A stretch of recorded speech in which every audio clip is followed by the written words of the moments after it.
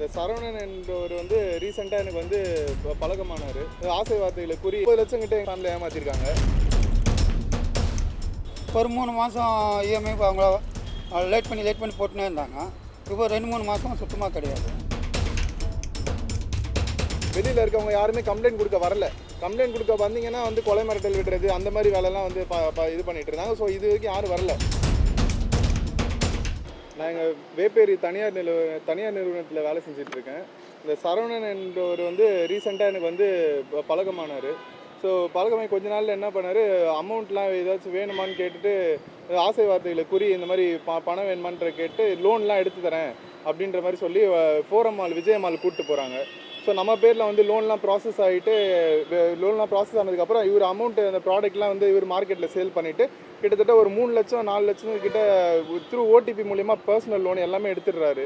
எடுத்துகிட்டு எங்கள் அம்மா கவர்மெண்ட் ஸ்டாஃப்ன்றதுனா அவங்க பேரில் ஒரு 10 லட்சம் கிட்டத்தட்ட பார்த்தீங்கன்னா பெரம்பூரில் நாம் தமிழர்ன்ட்டு அந்த பேரை யூஸ் பண்ணிவிட்டு என்ன பண்ணுறாரு, எல்லாருக்கிட்டையும் ஒரு நம்பிக்கையான ஒரு நல்ல தோற்றத்தை இதுவாக்கிட்டு அதுக்கப்புறமேட்டு அந்த பேரை வச்சுட்டு என்ன பண்ணுறாரு, எல்லார் பேர்லேயும் வந்து லோன் எடுத்து விட்டு மாதம் கட்டுற மாதிரி வச்சிடுறாரு. இப்போ லோன் அமௌண்ட் எதுவுமே வந்து எங்களுக்கு 3 மாதமாக நான் ஒரு 6 மாதமாக எங்கள் யாருக்குமே போடுறது கிடையாது. கேட்டால் வந்து வீட்டாண்ட போனால் வந்து நான் ஏதோ ஆளுங்களை வச்சு அடிக்க விடுறது, கொலை மிரட்டல் விடுறது, ஸோ வாய்ஸ் ரெக்கார்டிங்லாம் அவரே போடுறது. ஸோ இந்த மாதிரி வேலைலாம் இருந்ததுன்னா நாங்கள் வந்து இப்போ ஸ்டேஷனில் போய் நாங்கள் கம்ப்ளைண்ட் பண்ணோம். எல்லாருமே ஒரு 20-30 பேர் போய் கம்ப்ளைண்ட் பண்ணதுனால ஸ்டேஷனில் வந்து ஒருத்தர் மட்டும் எங்கள் சிஎஸ்ஆர் மட்டும் வாங்கினாங்க. மற்ற யாருக்குமே வந்து எந்த கம்ப்ளைண்ட்டும் வாங்கலை, எதுவுமே பண்ணல. ஸோ அதுக்காக வந்து கமிஷன் ஆஃபீஸில் வந்து இப்போ நாங்கள் வந்து கம்ப்ளைண்ட் கொடுக்க வந்திருக்கோம். ஸோ இது வந்து மேலே இருக்கிறவங்க பார்த்துட்டு எங்களுக்கு வந்து ஒரு தக்க நடவடிக்கை எடுத்து எங்கள் இஎம்ஐ எல்லாமே அவங்க பேங்க்கில் அக்கௌண்ட்லாம் க்ளோஸ் பண்ணிவிட்டு எங்கள் வாழ்வாதாரத்தை திருப்பி கொடுத்து மேலே இருக்கிறவங்க பார்த்து இது பண்ணால் நல்லாயிருக்கும். எவ்வளோ ஏமாத்துனாரு, எத்தனை பேர் ஏமாத்திருக்காரு, எப்படி ஏமாத்தினாரு? கிட்டத்தட்ட எங்கள் 30 லட்சம் கிட்ட எங்கள் மம்மி எங்கள் ஃபேமிலியை ஏமாற்றிருக்காங்க. வெளியில் இருக்கவங்க யாருமே கம்ப்ளைண்ட் கொடுக்க வரல. கம்ப்ளைண்ட் கொடுக்க வந்தீங்கன்னா வந்து கொலை மிரட்டல் விடுறது அந்த மாதிரி வேலைலாம் வந்து இது பண்ணிட்டு இருந்தாங்க. ஸோ இது வரைக்கும் யாரும் வரல. ஸோ நியூஸை பார்த்துட்டு யாராவது மேபி அதுக்கு வந்தால் நல்லாயிருக்கும். மேலும் இது அப்புறம் இந்த இந்த கம்ப்ளைண்ட் வந்து சிசிபிக்கு எடுத்துகிட்டு போகிறதுக்கு எல்லாருமே வந்து முன் வந்து கம்ப்ளைண்ட் கொடுத்தா மட்டும்தான் இதுவாகும். இது கொலை மிரட்டல் விடுறாங்கன்னு யாருமே எதுவும் பயப்பட தேவையில்லை. எல்லாம் மீடியா சப்போர்ட் இருக்குது. அது பெரம்பூர் தொகுதியில் செயலாளராக இருக்கார். சரவணன் என்பவர் வந்து பெரம்பூர் தொகுதியில் செயலாளராக இருக்கார் நாம் தமிழர் கட்சியில். அரக்கோணத்தில் ஒருத்தங்க பார்த்தீங்கன்னா வீடு அடமானம் வச்சு ஒரு 50 லட்ச ரூபா இவர் வந்து லோன் எடுத்திருக்காரு.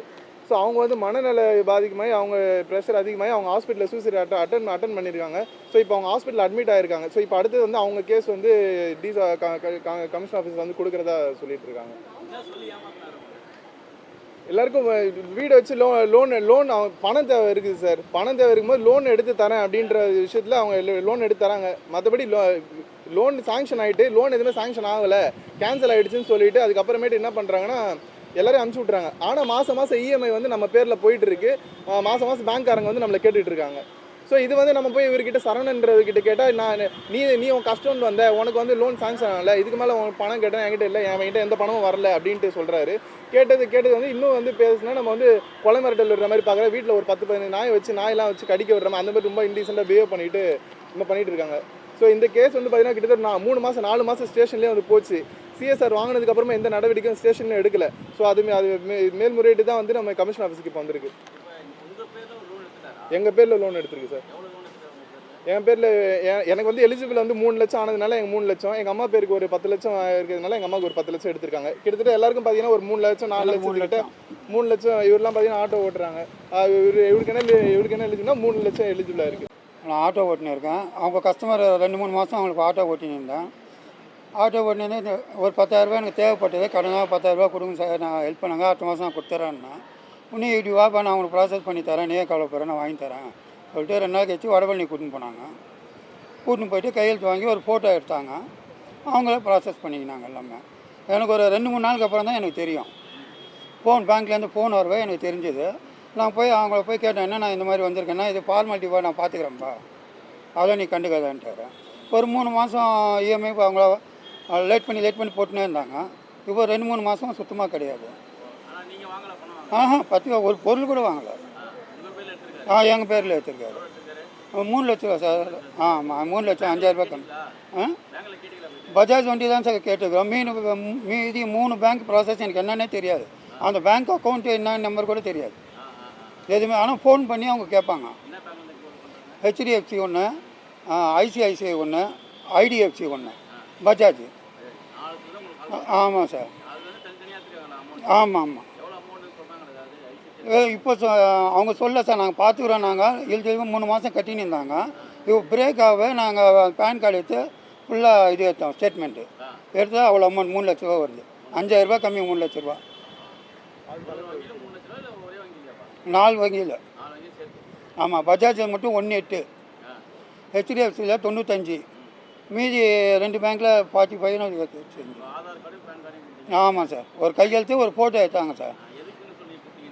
எது அவங்க ஒரு ஏஜென்சி மாதிரி நாங்கள் நடத்துகிறோம், இந்த ப்ராடக்ட் இது ப்ராடக்ட் ஏஜென்சி மாதிரி நடத்துகிறோம் நாங்கள். அது வச்சு யூஸ் பண்ணி 3 மாதம் இஎம்ஐ கட்டுவாங்க, அவங்களே கட்டுவாங்க. அதுக்கப்புறம் க்ளோஸ் பண்ணி என்ஓசி கொடுத்துருவாங்க. என்ஓசி கொடுத்துருவாங்க. நாங்கள் ஒரு ஏஜென்ட் மாதிரி இது மாதிரி நடத்துகிறோம், எங்கள் ஷோரூம்லேயே அங்கே ஆள் இருக்காங்க, அதெல்லாம் நடத்துகிறோன்னு சொன்னாங்க. என் கையில் ஒன்றும் கொடுக்கல சார். லேப்டாப் ஒன்று கொடுத்து ஃபோட்டோ எடுத்தாங்க சார், அவ்வளோதான் சார். ஒரு ஃபோன் கையில் கொடுத்து, ஆப்பிள் ஃபோன் கையில் கொடுத்து ஃபோட்டோ எடுத்தாங்க, அவ்வளோதான். ஒரே ஒரு கையெழுத்து தான் போட்டாங்க. சிம் கார்டு கூட என் செல்லில் நெட்டு கூட கிடையாது. என் சிம் கார்டு எடுத்து அவங்களே போட்டு யூஸ் பண்ணாங்க.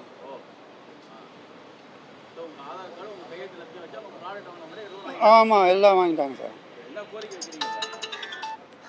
கோரிக்கை என்ன சார், அந்த பேங்க் இதெல்லாம் க்ளோஸ் பண்ணி கொடுத்தா போதும் சார். எனக்கு அவங்க தான் ரொம்ப டார்ச்சர் பண்ணுறாங்க. ஆமாம் சார். நம்மளால் கட்ட முடியாது ஆட்டோ ஓட்டி இவ்வளோ அமௌண்ட் எல்லாம்.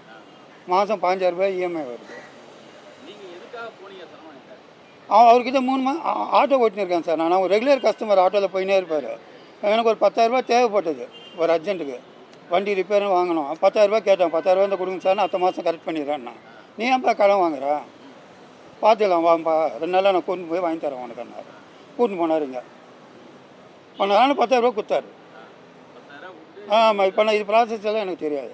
அப்புறம் 2 நாள் கழிச்சு போய் கேட்டால் தான் சொன்னார், 3 மாதம் நான் க்ளோஸ் பண்ணி தரேன்ப்பா, நீ ஏன்ப்பா கவலைப்படுற, என் மேலே நம்பிக்கை இல்லையான்னாரு. அவர் 3 மாதம் லேட்டாக இஎம்ஐ கட்டினார். அதுக்கப்புறம் கட்டலை. இல்லை சார். அவர் அதான் இல்லை, தமிழில் சீமான் இதில் இருக்கார்.